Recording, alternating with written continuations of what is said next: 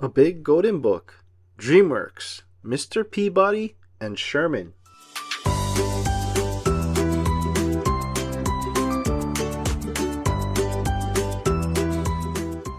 Mr. Peabody and Sherman were just like any other father and son, with one difference. Mr. Peabody was a dog and Sherman was a human boy.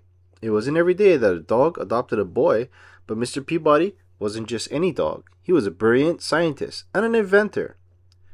One of Mr. Peabody's inventions was a time machine called the Wabach, pronounced Wayback. He and Sherman traveled back and forth in time to learn all his famous moments and people in history.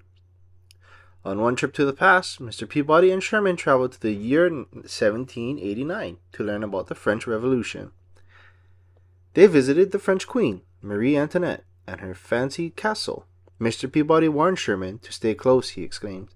Marie Antoinette's expensive taste made her the target of much criticism. As usual, Mr. Peabody was right. Outside the castle, a group of peasants gathered. They were very poor and very hungry. When the peasants heard the queen say, "Let's eat cake," they got angry. The queen and her rich friends were eating cake while the poor had nothing. Led by a man named Robespierre, the angry peasants stormed the castle. Mr. Peabody was the first to be captured. They took him to the guillotine to chop off his head. But with clever thinking, Mr. Peabody tricked Robespierre and escaped with Sherman. Robespierre and his guards chased Mr. Peabody and Sherman through the sewers of Paris. During a daring sword fight, Mr. Peabody struck a water pipe. "Ha, you miss," Robespierre sneered. "I never miss," Mr. Peabody replied as the pipe burst, flooding the sewer. Mr. Peabody and Sherman surfed to freedom on a giant wave. As with all of Mr. Peabody's lessons, Sherman would never forget what he learned about the French Revolution. Back in present, it was Sherman's first day of school. Mr. Peabody was excited for his boy, but a little worried too. School was one adventure Sherman would have to face on his own. Mr. Peabody gave Sherman a special dog whistle to use if he ever needed help. Sherman tucked the whistle into his pocket and ran into school. He couldn't wait to get to class.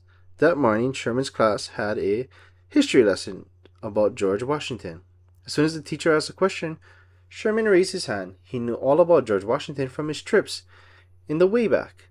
One student, Penny Peterson, got mad that Sherman knew all the answers.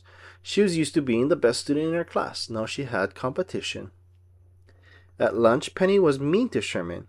First, she threw his sandwich on the ground. Then she grabbed his special dog whistle and wouldn't give it back to him. Sherman did his best to ignore her until she said, "Your dad is a dog, so you're a dog too." Sherman finally lost his temper. "Fight, fight, fight!" the other students yelled as Sherman and Penny wrestled for the whistle. Later, Mr. Peabody was called to the Principal Purdy's office. The principal told him that Sherman had bitten Penny. The incident had been reported to the Bureau of Child Safety and Protection. A woman named Miss Grunin came to investigate. She thought Sherman's bad behavior was Mr. Peabody's fault. "After all, you are a dog," she sneered. Miss Grunin gave Mr. Peabody a warning. If Penny's parents pressed charges, she would take Sherman away from him. Sherman apologized for fighting with Penny, but Mr. Peabody was still worried. What if Penny's parents pressed charges? He could lose Sherman forever. Mr. Peabody couldn't let that happen. He scratched his chin, deep in thought. Suddenly he got an idea. The next day, Mr. Peabody invited Penny and her parents over for dinner. They were so delighted you could make it on such short notice. He told them he wanted to make friends with them, and he wanted Sherman to make friends with Penny. But Sherman didn't want to spend any more time with Penny than he had to. He knew she hated him. Reluctantly, he took Penny to his room while Mr. Peabody talked to her parents. Mr. Peabody tried to impress Paul and Patty Peterson. He cooked a fancy meal, told funny stories, and played songs on different instruments. Patty was delighted, but Paul wasn't convinced until Mr. Peabody fixed his bad back. Meanwhile, Penny asked Sherman how he knew so much about history. Sherman didn't answer. Mr. Peabody had warned him, "Don't tell anyone about the Wayback." But Penny kept pestering Sherman until he finally let it slip. They'd actually talked to George Washington, Sherman groaned. Now he would have to tell her everything. In the living room, Mr. Peabody had completely charmed the Petersons. They were not going to press charges. Mr. Peabody's plan was a success. Just then, Sherman came in and pulled Mr. Peabody aside. He confessed that he had used the time machine and accidentally lost Penny in the ancient Egypt. To keep Penny's parents from finding out what happened, Mr. Peabody used hypnosis to put them into a trance. Mr. Peabody and Sherman raced to the Wayback and set a course for ancient Egypt. They had to find Penny and bring her back to the present before her parents woke up. That's not going to be easy, Sherman told Mr. Peabody. She's impossible. Meanwhile, in ancient Egypt, Penny was living like a princess. She had lots of servants to wait on her hand and foot, doing whatever she demanded.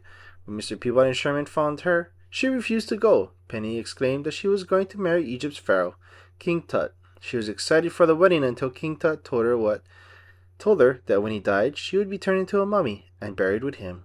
Yuck! That made Penny change her mind. Now she wanted to leave with Mr. Peabody and Sherman, but King Tut wouldn't let her.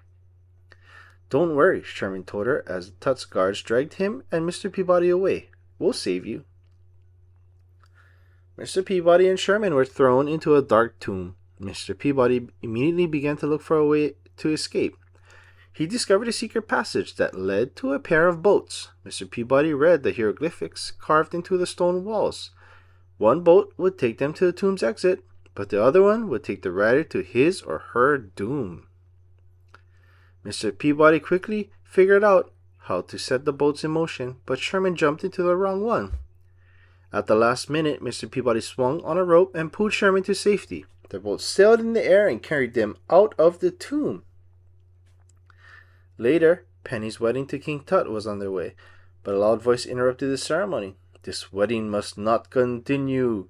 Everyone looked up at the giant statue of the Egyptian god Anubis. They couldn't believe their eyes. The statue was talking. Beside the statue, Mr. Peabody and Sherman were pretending to be Anubis. The statue ordered King Tut to release Penny, and the crowd cried out, "The girl must go!" Suddenly there was a loud crack. The statue's mouth broke open. Mr. Peabody, Sherman, and the jaw came crashing down. When King Tut realized he'd been tricked, he and his guards dashed after Penny, Sherman, and Mr. Peabody. Luckily, the three of them escaped and made it safely to the Wayback. On board the Wayback, Mr. Peabody discovered a problem. There wasn't enough power for the trip home. He told Sherman and Penny they'd have to stop during the Renaissance and visit his old friend, the artist and inventor Leonardo da Vinci. The painter was happy to help. The two geniuses quickly got to work fixing the Wayback. Sherman tried to help, but he kept getting in the way, so Mr. Peabody let Sherman go play with Penny. Sherman found Penny staring at one of Leonardo's inventions, a flying machine. She tricked Sherman into taking the machine for a ride. Sherman was terrified as they flew over the city. "This is crazy," she shouted. "It's fun," Penny replied. At first, Sherman was afraid to pilot the machine, but when Penny let go of the controls, she had no choice. "You can do it, Sherman," she said. Sherman swallowed his fear and soared. Mr. Peabody and Leonardo had just finished fixing the Wayback when they spotted Sherman and Penny in the flying machine. Mr. Peabody frowned. Sherman didn't have his permission to fly.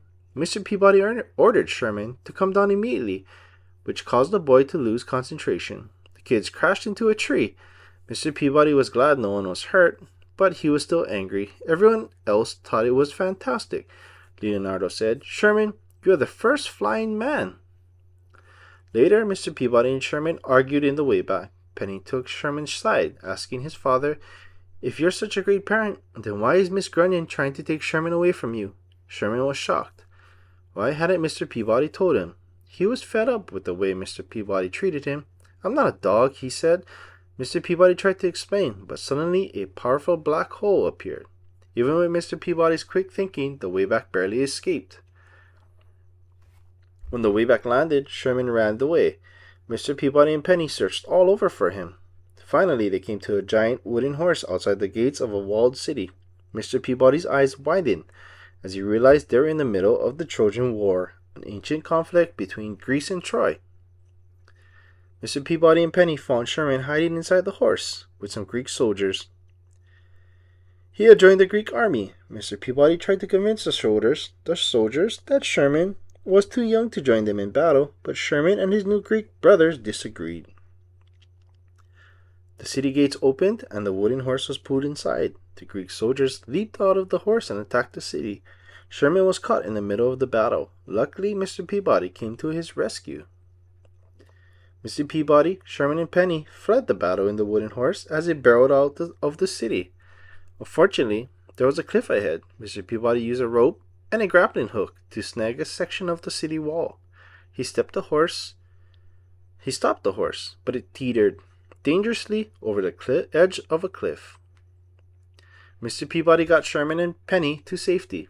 Then, before Mr. Peabody could get out, the horse slipped off the cliff and crashed to the rocks below. Mr. Peabody, Sherman wailed. What are we going to do? Penny said. Sherman had an idea. The only person who can help us is Mr. Peabody, he exclaimed. They would use the way back to travel in time back to the dinner party and asked that Mr. Peabody what to do. Sherman and Penny raced to the way back and blasted off. They didn't see Mr. Peabody. He was alive.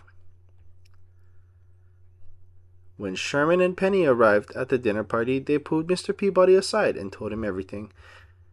What should we do? Sherman asked, but before Mr. Peabody could answer, the other Sherman appeared, saying he'd lost Penny in ancient Egypt. Now there are two Shermans. Don't get too close, Mr. Peabody warned. It's putting too much strain on the space-time continuum. While Mr. Peabody came up with a plan to set things right, the other Mr. Peabody showed up. How did you get back? Sherman asked. Relieved to see his dad. This Mr. Peabody told them that he had built a time machine with bone and yak fat, and it worked perfectly. Meanwhile, Miss Grunion arrived for a surprise inspection. When she saw the two Shermans and two Mr. Peabodys, her suspicions were confirmed. Mr. Peabody was a bad parent. I've seen quite enough to remove the boys, both boys, from this home, said Miss Grunion. Miss Grunion grabbed both Shermans as they tried to break free. They crashed into each other and morphed together. Both Mr. Peabodys tried to break them up, but all four of them morphed together instead. Suddenly they turned back into one Sherman and one Mr. Peabody. But the timeline was ruined. It was only a matter of time before all history went haywire. I don't know what just happened here, but I know it was wrong, said Miss Grunion. Ow, let me go, screamed Sherman as she tried to drag him away. That was the last straw for Mr. Peabody. He was so upset that he leaped up and bit Miss Grunion. You bit me, and now you'll never see this boy again, she snarled. Mr. Peabody, what are you going to do? Asked Sherman. Run, replied Mr. Peabody, as he and the kids made a dash for the way back. Mr. Peabody, Sherman, and Penny blasted off in the way back, but they couldn't find a wormhole to time travel through. We need to get to the past and erase this mess, said Mr. Peabody. Looks like the past is coming to us, replied Sherman, as famous people from history ran through the streets of New York. The way back landed in Central Park, just as Miss Grunion arrived with the police. Mr. Peabody, you're under arrest for reckless endangerment, an officer shouted. This is what happens when you let a dog adopt a boy, added Miss Grunion. Take him away. This gave Sherman an idea. If being a dog meant that he was like Mr. Peabody, who was always there to help, and whom he loved no matter what, then he was proud to be a dog. I'm a dog too, he declared. Soon everyone from Robespierre and King Tut to Leonardo da Vinci and even Penny began to shout, I'm a dog too. George Washington declared that it was perfectly fine for a boy and a dog to be a family. I hereby award Mr. Peabody a presidential pardon, he said. Mr. Peabody and Sherman had one thing left to do, fix all of time. They climbed into the way back, but for once Mr. Peabody wasn't sure what to do.